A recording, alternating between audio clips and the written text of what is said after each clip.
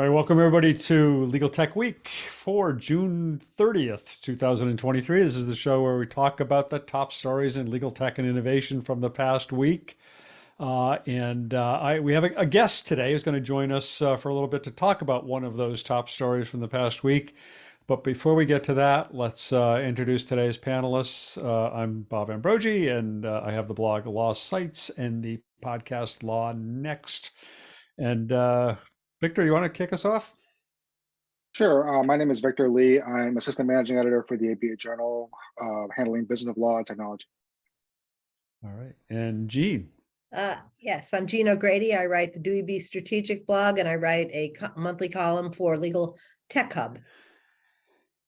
All right. And Stephanie. I am Stephanie Wilkins, Editor-in-Chief of Legal Tech News at ALM. See, I almost got my intro wrong. I was just the one making fun of people. All right, Joe. You're muted. Or maybe you're not muted. You're not working. Niki. I'll go while Joe figures that out.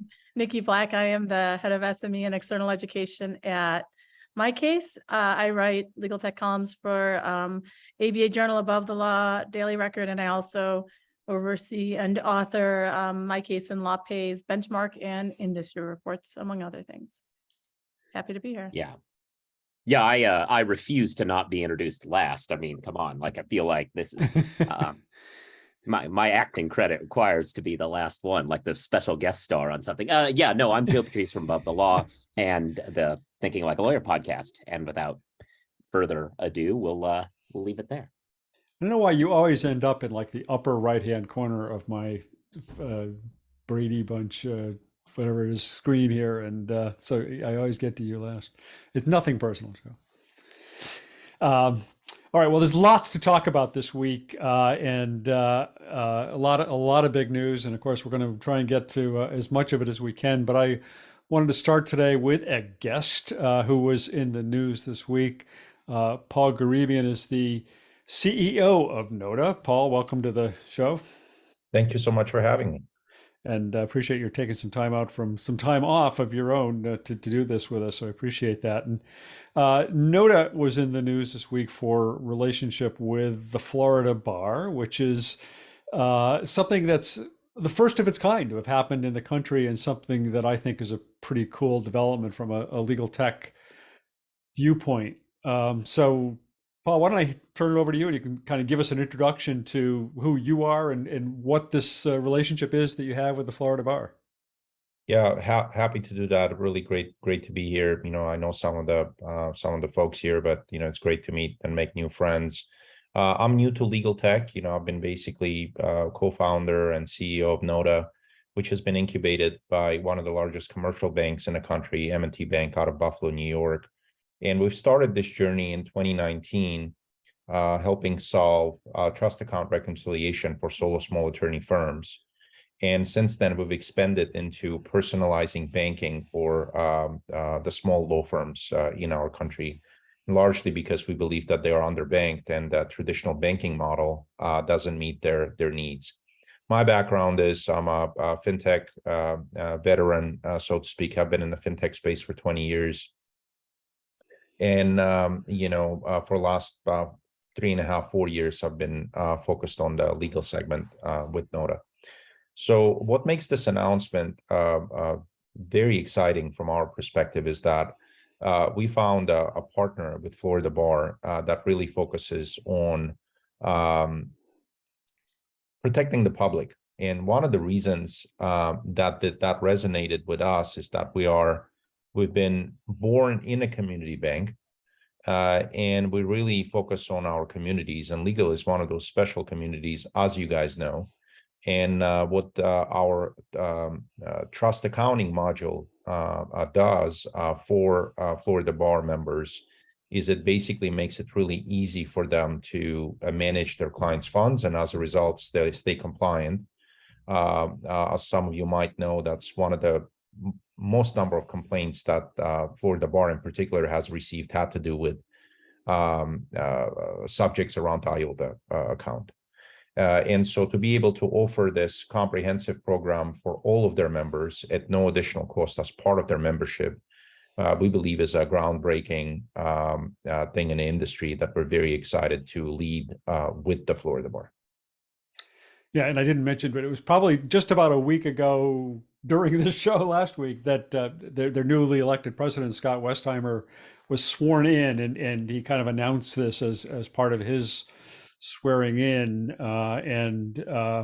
it really kind of made the point that, as Paul just said, I mean, IOLTA violations are among the most common forms of disciplinary violations among lawyers, and Scott's point of view on this is you don't want to kind of change the rules to make the rules less lenient, because the rules are there to protect the public. So you need to give lawyers the tools that can help them comply, and trust accounting software is a way of doing that. So, I just think it's a really cool initiative. But anybody have any thoughts or questions or anything else on that? Yeah, I was wondering, I mean, are you guys in contact? I mean, obviously you can't divulge too much, but are you guys in contact with any other states to do something similar with their bar associations? Yeah, great question, Victor. So obviously the plan was to start with the Florida Bar, but eventually we plan to expand to the, with two other bars as well. But this is one of its kind. So we're learning from this program along with the great partner that I think is very innovative and thinks outside of the box. I think it speaks volume to their, to how open-minded they are in the way they try to add value to their members and the public. We have a few more, obviously that we're talking to, but those discussions are nowhere near as advanced as the one with the Florida Bar.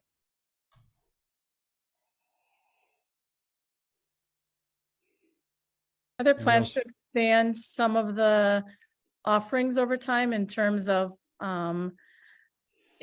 beyond just sort of bank and trust account management, that are still fintech types of offerings?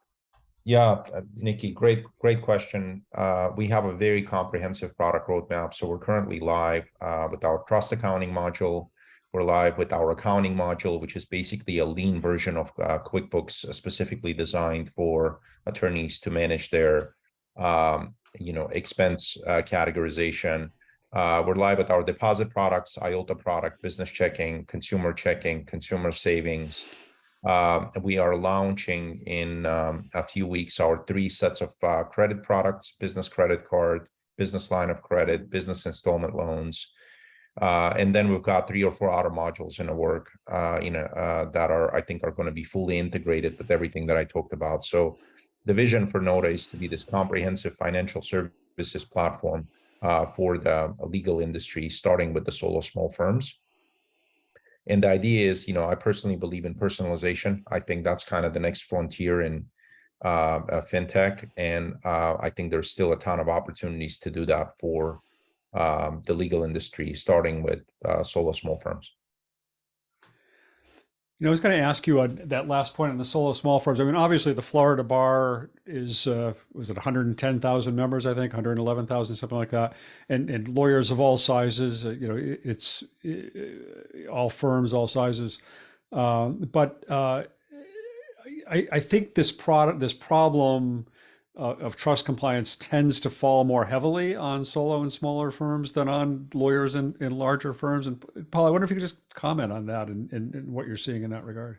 Bob, I think you're right. And it largely has to do how much supporting staff they have, right? So, certainly, if you have 50 employees in a firm, 10 attorneys, whatever the case might be, there's a lot more back office stuff that helps you. You probably have a number of CPAs supporting your firm. So it becomes less of an issue, right? But if you are, a solo practitioner, or there is a couple of partners and a few supporting staff, it just becomes very difficult to stay on top of this.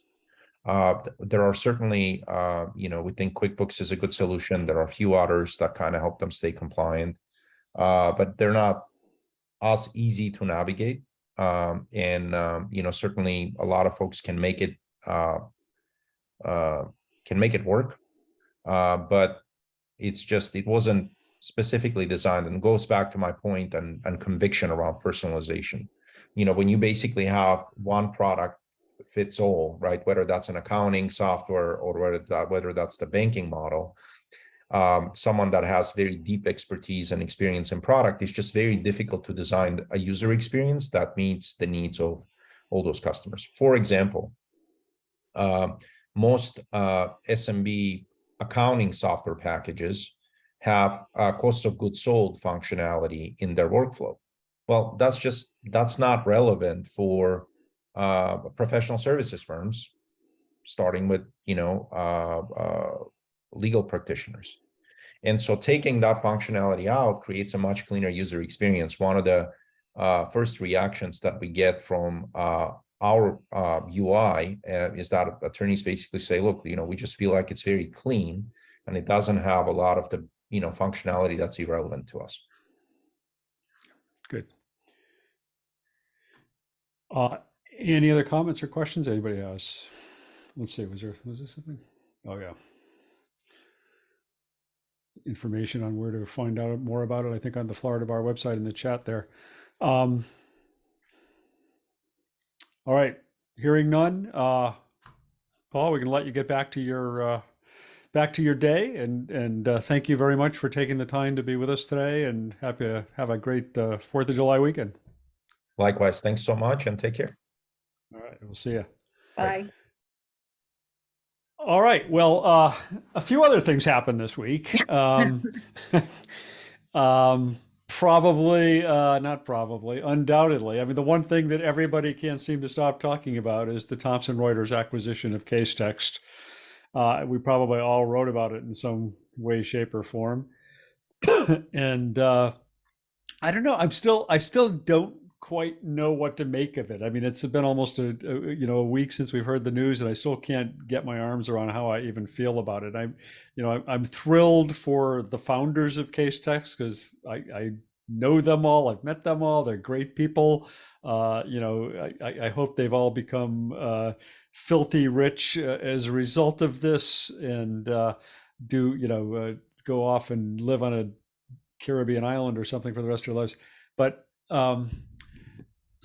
I don't know whether this is a good thing for innovation in legal overall, and I worry about what happens to that sort of innovative spirit that Casetext has had when it gets under TR's roof. I hate to say that, TR, but we've seen some very good companies die there. Some others have thrived there. I mean, it's not across the board, but and I'm still sort of befuddled about why TR wanted to spend so much money on this deal. And even I was on the investor call earlier this week where they explained it to their investors, and several of their investors were saying, this is a brand new product essentially that Casetext has brought to market. Is it worth that money? And why didn't you just build it yourself? So I don't know.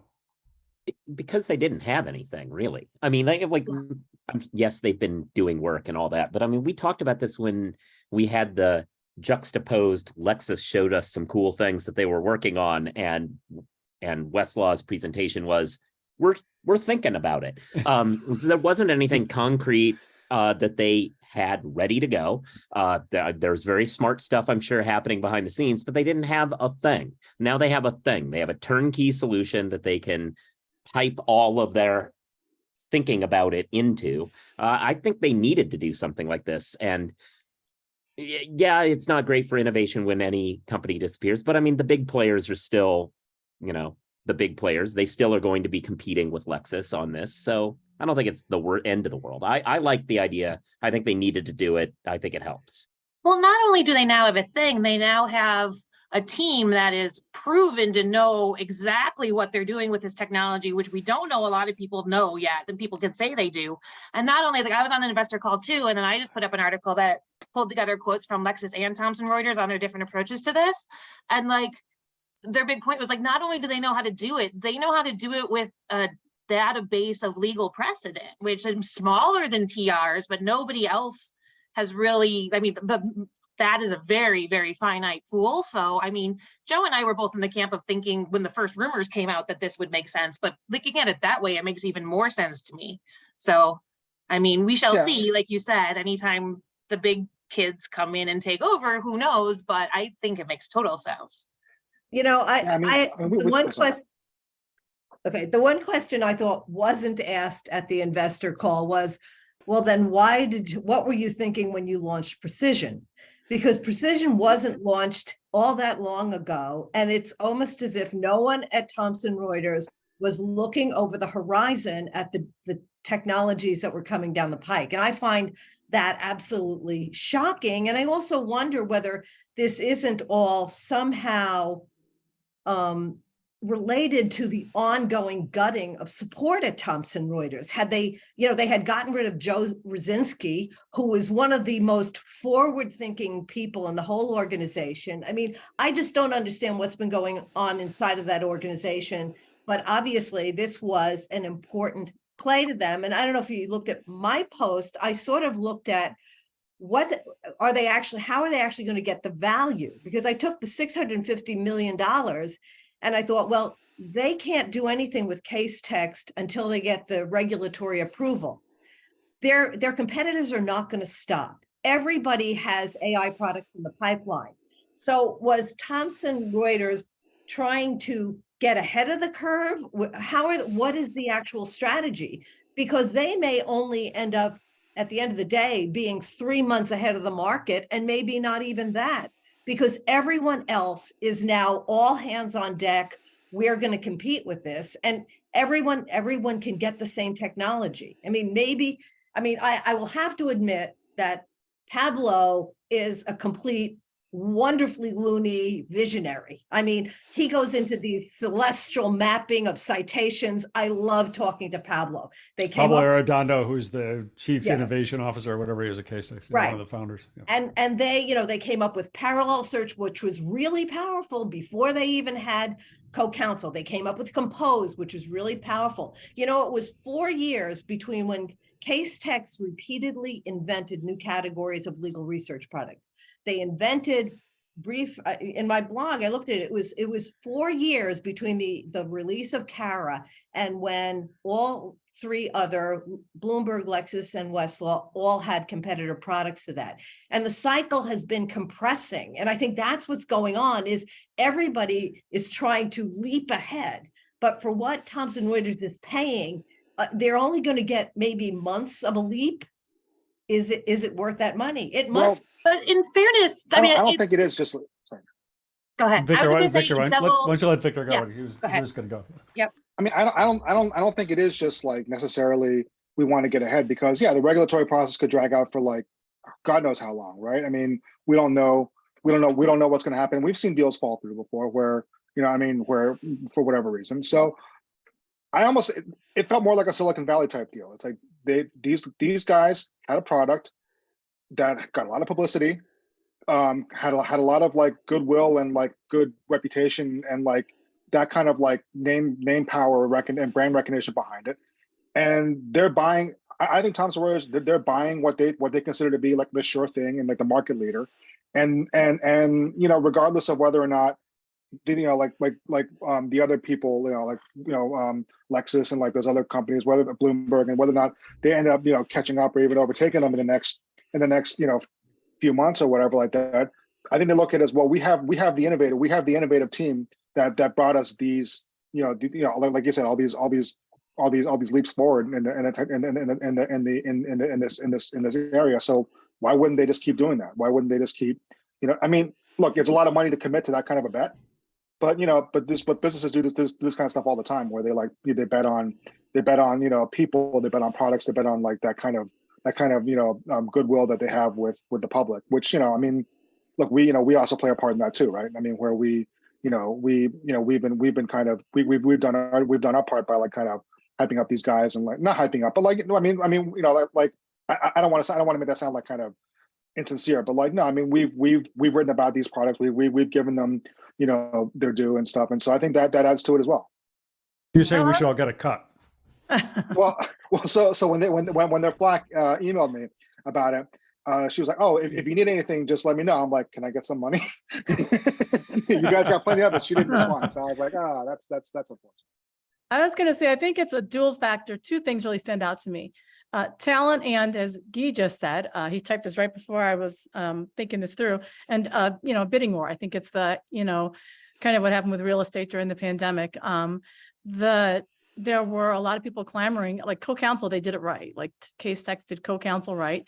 And there were a lot of different companies, I think, clamoring to buy them at that point, because, and this is where the talent comes in.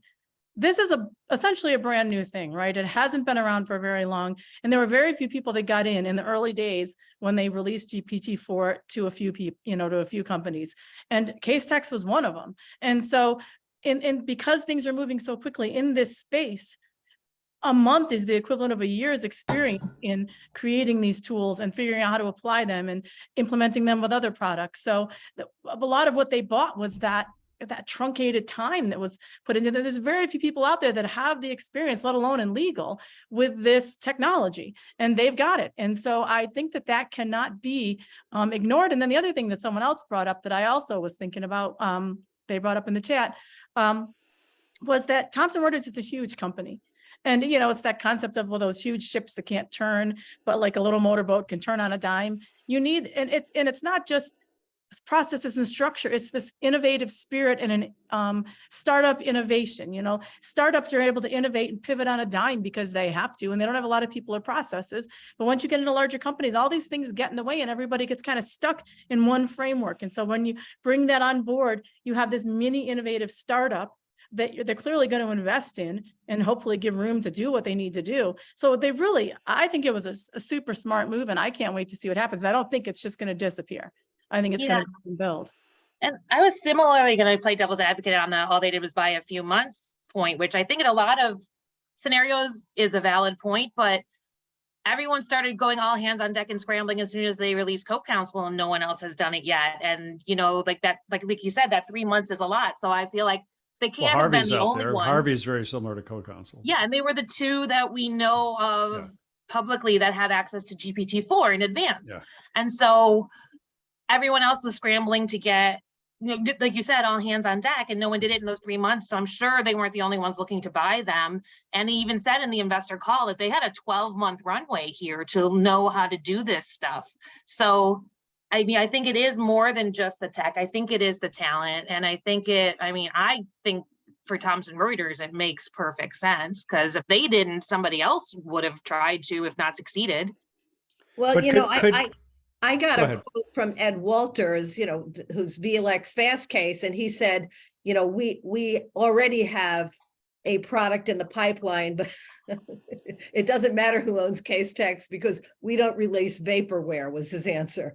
So they are getting ready to do something. There was a lot of saltiness, and we talked about this. We talked about this offline. There was a lot of saltiness and a lot of passive aggressive reactions from competitors that I wasn't quite ready for, because usually you don't see that amount of oh, well, we already have this in the balloon. We're doing this. We don't need that. It's like, okay. So, I had kind of asked Jake when I talked to him this week about this idea that maybe there's, are we somehow losing innovation within the legal tech space by losing Casetext? And no question. You talked about Kara. Could anybody have launched Kara within Thomson Reuters? Could they have even come up with that idea? It was so what am I trying to say? It was so unusual when they launched it. Nobody was thinking about that. Outside the box. And it was also, it reminds me of Ravel. Ravel was the same way. It was like West owned all those citations for 100 years. And yet Daniel Lewis looked at them and said, we can create new insights by tying them together and figure out how do judges think, and what do they always cite to when they're presented with this issue? No one had gotten there before. Yeah. So Jake's answer was, oh no, there's plenty of other innovate. Well, his answer was, we're going to continue to innovate. And B, his answer was, there's lots of other innovative companies out there. And probably, $650 million is a pretty good motivator for people to get out there and start innovating if they haven't been innovating so far. So maybe that's true. I don't know. And I agree with you all in like the completely ideal world. I mean, there's a reason we cheer for these innovative underdogs, right? Because we want them to be the one to succeed. But now they've succeeded, and now we're like, oh, shucks, they're going away. I mean, but like, isn't this what we wanted for them? But we don't. I mean, that's just how these things go. That's the realism part. And like, I was cheering for them too. And like, that's why we all started with this saying, personally, we're so happy for them as people, because, Jake, Pablo, Laura, all of them are fantastic. And this is in theory what we were rooting for all along. And I mean, it's hard to have that small innovative shop that doesn't get, Guy just if they said don't in the get acquired, chat, they get big. Guy just said in the chat exactly what I'm thinking in my mind as you're saying that, because part of the issue isn't that they got acquired, it's that they got acquired by Thomson Reuters. And I think we all have sort of mixed feelings about that, because I mean, on one hand, Thomson Reuters has done amazing innovations over the years. And I mean, Westlaw is a leader in AI and law and an extremely innovative company. But we've also seen them take, I mean, I go back far enough to, I remember when they acquired FindLaw and Or they GSI. eviscerated GSI. FindLaw. Practical Law, they did a good job with Practical Law. I mean, they just don't have a very even track record. And I know from people I've talked to who've worked within TR that there is this feeling that TR is extremely corporate, organization, that it's hard to be innovative within that organization. It's hard to be agile. And so I don't know, maybe I feel different. It was a different. That's totally fair. That's totally fair. I mean, I also wonder if they have like psychiatrists on staff to help people like Pablo get into a corporate mode, because it must be like, how do you not get the bend? Do you know what I mean? It's like you are actually going into outer space. I know you're getting a lot of money, but once you get there, you're going to wonder, where's the North Star? Like, I'm not this autonomous crazy genius anymore. Well, and we've seen it with a lot of the other, with some of the other companies that get acquired, where it's like they come in, they get like a title, and they get to stay for a little bit, but then very often they just end up like leaving in a couple of years and then going, starting a new thing or starting a new. Like, I think Dan Lewis did that recently. So it's like, I mean, yeah, I on the one hand I figure, okay, well look, they've probably been around like, big firm lawyers, big companies and whatnot, to at least understand what they're getting into. But yeah, you never really know what's going to happen until you get into that environment. And yeah, it might be too difficult for them. But hey, $650 million is a pretty nice landing spot, though. I had an email from somebody at Thomson who used to work at Thomson Reuters this morning saying, I've worked on a number of these acquisitions, and in so many of the cases, 2 years in, the executives of the company we acquired were all gone. They couldn't stand to stay there. But on the other hand, those who kind of lasted that 2 years and continued on, many of them thrived and did really well. So check in 2 years, I guess. I think the other thing we need to think about is who's going to pay for this. And as in one of my hats, I pay, I have to manage budgets, and I assume that Thomson's strategy is that the cost of it gets divvied up among all of its business units. And even if all this technology isn't benefiting you tomorrow, the prices at your next renewal are going to reflect this purchase. And, they already are a super premium product with super premium pricing. So I do have this wonder of how expensive can Westlaw get before they kill the golden goose? Yeah. Well, I know some of us will be at AALL in a couple of weeks in Boston, and I suspect there will be some talk about this there, and we'll see the Casetext people there, and hopefully they're buying drinks anyway. Well, I No, mean, if you looked at it, I thought this when the rumors came out. If you looked at it, like TR and Casetext are co-sponsoring all the same panels, and they both co-sponsored Codex, and there's been a lot of that. And I was like, this feels a little legit. Yeah, yeah. All right, is that it? Have we answered all the questions about Casetext? We'll probably be talking about it again next week, but I guess it's good for today. Well, Yeah. I mean, whenever the deal is actually finalized and goes through, I mean, we'll obviously have to revive it, right?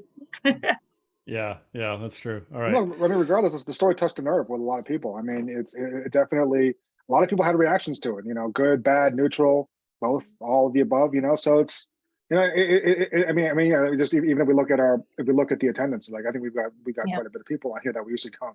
So it's just, it's, yeah, I mean, it's one of those deals where I think part of it because I'm sure most people, in the audience even as well, we're just, they know these people, like you said, I think most of us like these people as individuals, as a collective and whatnot. And, yeah, like you said, it's nice. I think Stephanie was saying that it's nice when good people get rewarded for doing good things. But yeah, like what does that mean for everybody else? It'll be interesting. I am curious with you all having been in the space longer, because I know we were all surprised a little bit about getting direct emails, say from a specific competitor as a knee-jerk reaction to this. How often have you seen something like that? I know that's obviously the first one I've seen, but I get those where people put out a statement on. Yeah. That was No, the first I for me. think when Edge was released, there was a lot of reaction by the competitors. I think that was we were all at a press party where there was hysteria in other quarters. But an actual email in response to a large announcement, like an email that had almost a defensive posture, that was really I have seen that before. Yeah, I've gotten those before. The other thing, sorry, go ahead. Go ahead. No, you go ahead. Well, it was another thing I wanted to, I don't know if we've beaten the email thing to death. I had another issue I wanted to mention. So I don't want to. On that, Yes. on which, no, go ahead. Well, the other thing I don't think, at least I didn't talk about with any of you, was what was up with that late breaking and not 10 o'clock at night or something? What was up with that? Yeah, I don't know if we 9 talked o'clock about it. Eastern time, I think it was, yeah. Yeah, I don't think I've ever had such a major announcement be this you wake up at 1 in the middle of the night. I wake up, I'm like, what happened when I went before, I went to sleep and this happened? What is going on? What do you think that was? That was the PR, the PR was dated for the next day though, if you noted, but it did come out late and I just happened to thankfully be on my email. It wasn't an embargo though. It was No. I mean, it came out, it was. You think they screwed the time zones up or something, or the time? I don't think they screwed the time zones up. Well, I mean, it definitely stole the thunder out of Lexis's product announcement the next day. Which was, that was something I noticed too. Did they know that Lexis was about to make an announcement, and is that what the timing was? Yeah, I don't know. That's curious. It's something else that I was just thinking about related to all of us, just noticing Andrew Aruda is in our audience here. And, if you go back maybe 5 years or so, when you kind of look at the legal research landscape and you think about who were these sort of up and coming competitors to Thomson Reuters, and they were Ross and they were Casetext. And then of course there was a sort of the fast case maker world. So Thomson Reuters has now sued Ross out of business, acquired Casetext, and then I think it was Dennis was asked, will this deal go through? I mean, is this an anti-competitive move by Thomson Reuters? And if so, is it going to pass muster? I think it's going to go through. You're not going to announce something that publicly if it's not going to, I mean, I think it'd be highly unusual if it didn't go through. There'd have to be something crazy coming up in they already had to have done some due diligence, if not all of it. I can't imagine that it wouldn't go through. Right. And even Casetext would admit, they've been doing this, but their database is not going to compete against, a Westlaw or a Lexis. It's just too small. It would take them a long time to get to that. So I don't see it. They're in the same sphere and they could just buy data scientists. I don't know. I don't see it. I think it's going to go through. Yeah. And it's not like their competitors can't get access to the large language models. They can. They're just Right. going to be different, Right. Yeah. And Casetext didn't have much in the way of market share, frankly. I mean, I think even during that investor call, they kept saying Casetext, revenue was pretty minimal. And I keep hearing numbers around somewhere in the 12 to 20 million ARR Yeah, range. I that's don't what know. I've been hearing too. So yeah, it doesn't seem that likely. But we're now seeing this condensation of the legal research market. I mean, now Fastcase is in VLEC. CaseMaker's gone. Case is gone effectively, merged in with VLEX. But it Ross is gone. still a lower cost research alternative. And who else is there? Is there anybody else out on the market now that is a lower cost? There was that crazy opening I from know. calls from Andrew- Lexis. That Lexis Oh, one right, they that started thing that like. Jeff was in charge of. Yeah. Jeff I don't Feifel. even know if that's still going. I guess it is. I haven't Yeah. heard anything more about it. But they launched their own like free like low cost solo small legal research service last year, right? Well, they're not promoting it, so. No. Anyway. All right. All right. Well, moving on. I feel like I want to circle back to Joe because Joe has been patiently waiting now 2 weeks to tell us a really critical story about law firm. Well, okay, so But first, everyone was asking what Joe was drinking, if you saw the comments. oh yeah, it's a milkshake from the local ice cream joint. Yeah. So they brought that over and delivered it to me. So yeah, no, I am feeling very summery. It's not Okay. a nod to that McDonald's TikTok but- trends, that crazy. It is not a grimace shake. Okay, It yeah. is not a grimace shake. Not a I was wondering. a little, Yeah, not a pina colada. it's caramel bourbon. So like it's caramel flavored bourbon. It's it makes it a little kick. Anyway, so not a grimace shake. Let's jump in on this. So this is out of Britain. It is a wild story. A law firm in England informed all of its associates that they were going to be getting salary increases, which is nice. They then clicked, it explained, we're giving you a salary increase. Click on this memo because we're giving personalized memos to everybody because they don't have across the board lockstep compensation increase. And they clicked on the HR memo and it was an explanation that this could have been a phishing attack. You shouldn't have clicked on this. People were fairly annoyed by this, obviously. I heard that partners threatened to quit. When partners are mad that you're jerking around associates, you've gone too far. So my takeaway on this was I had a few questions. So their argument in defending themselves, because don't worry, they doubled down and defended themselves. They said that this is the kind of phishing attack that could happen. And so we just needed to do this. First of all, why would this be the kind of attack that happened? I mean, I'm not really a tech, I'm not a programming expert, but isn't this the sort of thing that you could filter out at an enterprise level? Like, can't an IT group be filtering for things that pretend to be their HR department that use keywords like we're increasing your salary, yada, yada? I mean, right?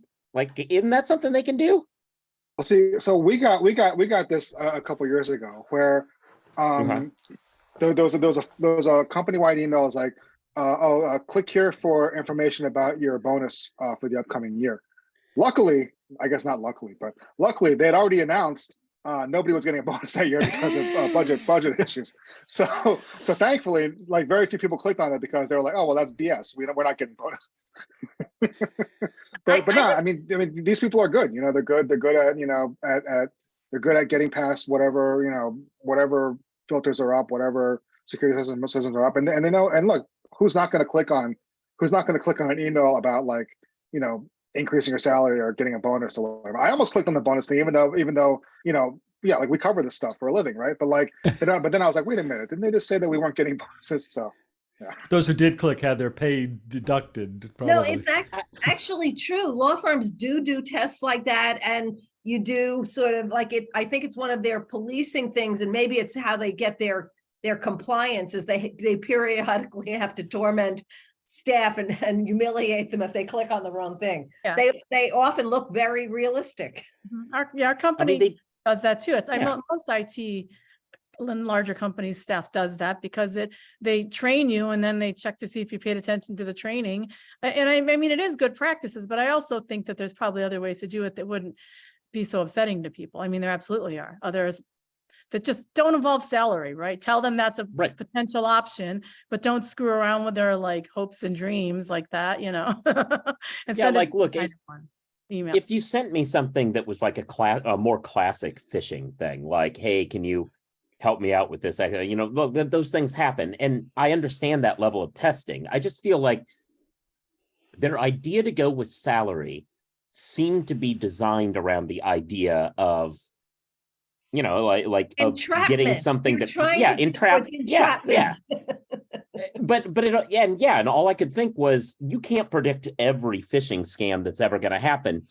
But given that you can predict this one, how is the effort not being spent on creating filters that when external emails start talking about compensation, they get sequestered or something like that? Like that's the sort of thing that if you're spending money on a third-party vendor, theoretically, this was a third-party vendor doing this test, then why aren't you spending that money to create this? Also, here's the next thing I had.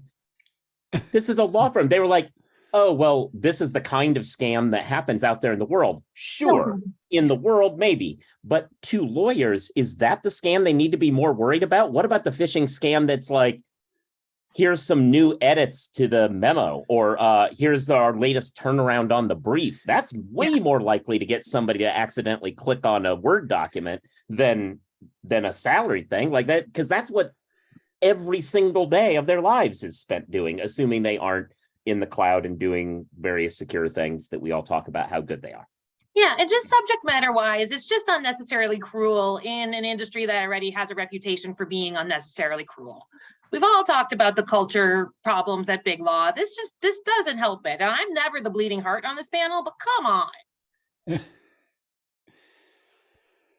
All right. Well, yeah.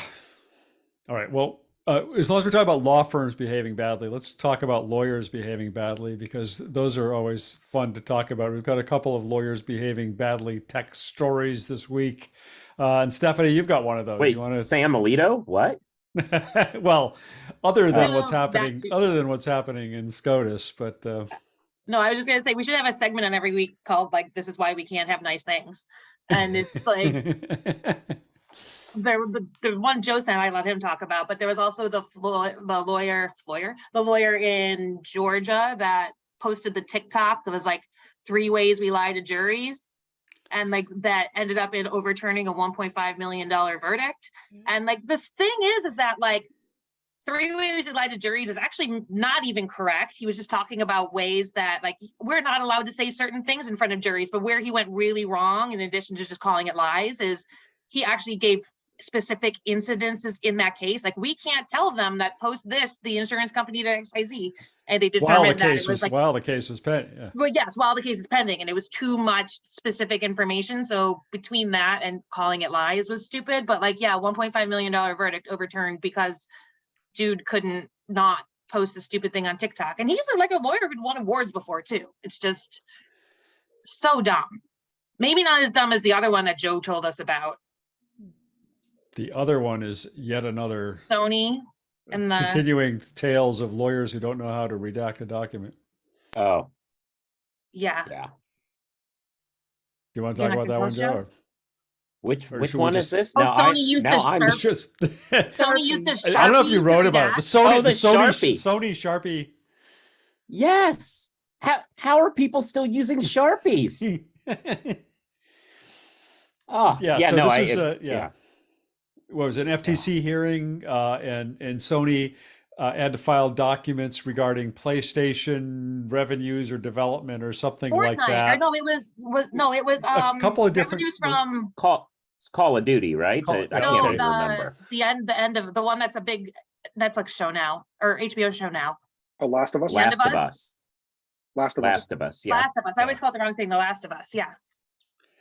So they filed this document with in this case, and with redacted portions that would cut out information about their revenue share with other distributors or producers or something. I didn't quite follow it, but when media people downloaded it, and I guess when they downloaded it and scanned it or OCR'd it or something, I think it was when they scanned it, they were then able to see what had been Sharpied out. It brought out the contrast, brought out the underlying text below where it had been Sharpied, and you could see all the numbers.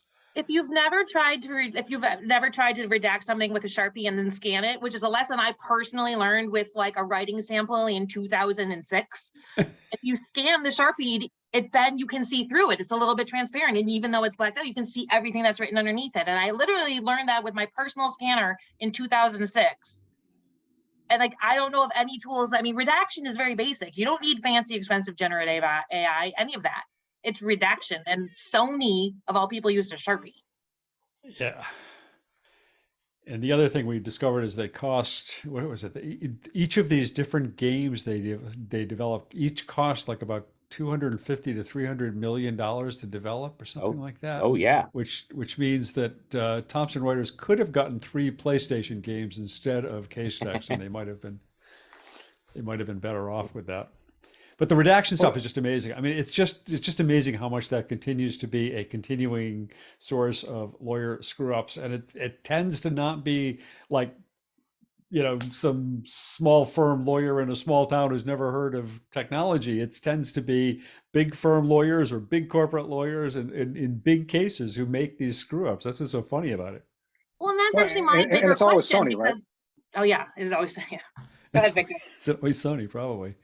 Well, no, didn't have like that. They had that email issue like back, you know, like a while ago, where like a bunch of emails got leaked that like, you know, there was like all kinds of like confidential information on there. There were all kinds of things that like were embarrassing for them. They had like financials and that kind of stuff. And so, and I think it affected like the release of one of those really controversial, the Kim Jong-un movie that raised the stink.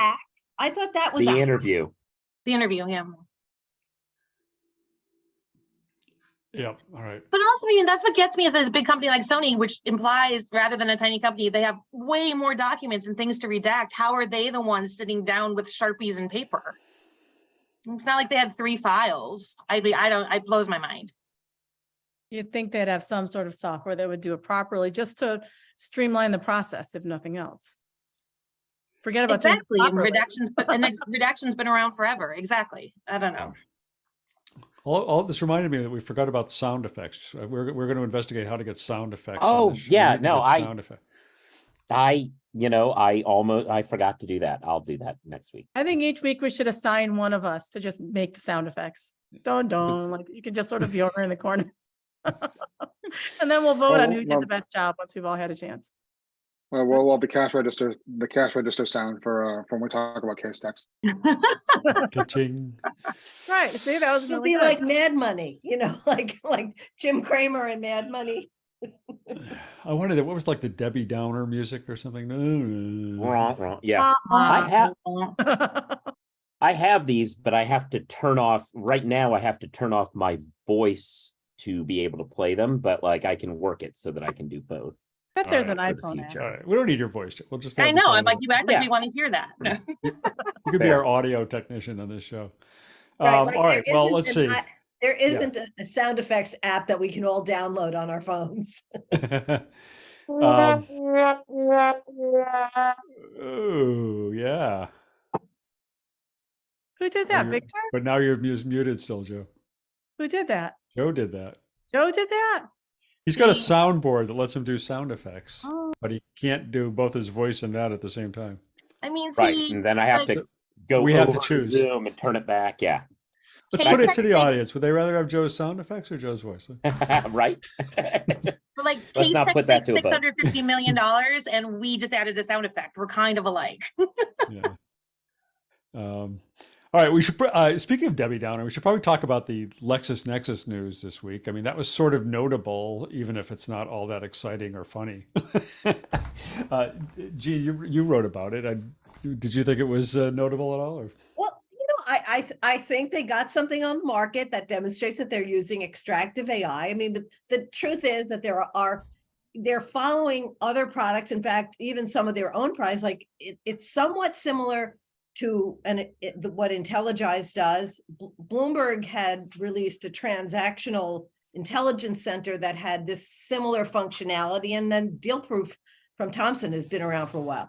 The thing I do think it does differently is that it really focuses on the most negotiated clauses. And I think, so it has lots of things associated with workflow. It's being built into their practical guidance tool. So it'll be something that you can do while you're in the middle of your research. So I can understand where they're headed.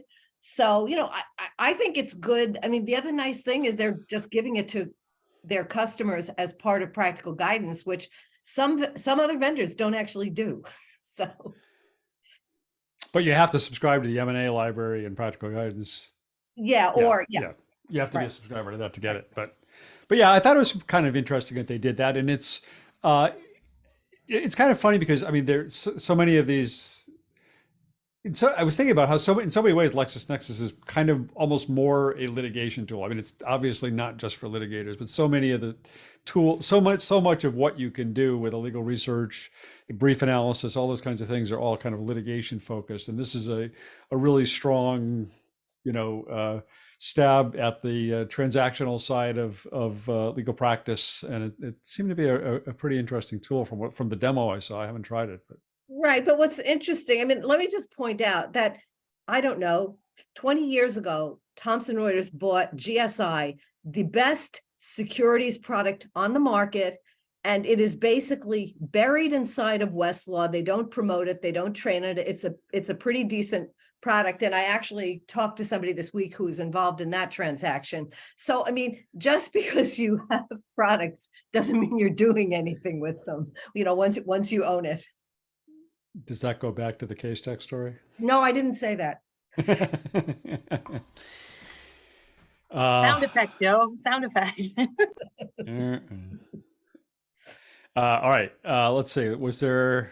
No, actually, I guess my other point was, in fact, I do think that the one competitor that does focus more, for obvious reasons, on transactional work is Bloomberg, because they still have access to all the Bloomberg business data, and they integrate that into the litigation data. So I think they are in some ways very well positioned to leverage both sides of the marketplace. Jason Wilson agrees with you 100%, I'm sure. What a surprise. He didn't say that. I'm saying it for him. A milkshake from Joe. Yeah. All right. Let's see. Got a couple more minutes. Niki, you had, in part, you were going to talk about the AI race in legal, which is, I think we've kind of talked about that. We can talk about it more if you want, but you've also looking at billable hours and maximizing billable hours. I mean, I'll put it in this is more, I think most people here already know what time tracking software is and what it does. This is the article, that I'd written, which was since last week that had been published, was my ABA journal article about time tracking tools. And essentially, like every 2 to 3 years, I will revisit different single use tools that are also features either in practice management or legal billing systems. And time tracking was one that I hadn't written about since 2020. So it just sort of talks about what it is, changes in the market. There's been a lot of consolidation and some different types of features added, like passive time tracking is more apparent in a lot of systems. And then I talked about some newer players in the market that hadn't either broadened. A lot of the time tracking tools will broaden because they don't make enough money in legal when they're standalone, and include other industries like Ping did. Ping is no longer. I wrote about that last time.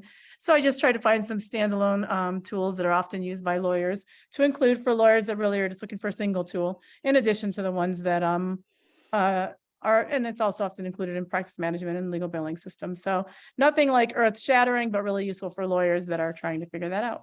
So I just highlighted that. Some might say the legal industry is. Some might say the legal industry is full of enough tools already. Some might. I think Dennis just said that. Again, sound really? effect. Sound effect. Yeah. I do. And Victor, you did not have a story this week, right? Yeah, I forgot to put something in. Sorry, we had some. Yeah, it's been a crazy day, so I'm sorry about that. Yeah. You were working. That's okay. All right. Well, I think that probably does it, unless anybody had any last minute things they wanted to bring up or sound effects they wanted to try out. If not, we will all get an early start on our 4th of July weekends. And I hope everybody has a great weekend, and see you all back here next week again. Hi, everyone. Great seeing you. Bye.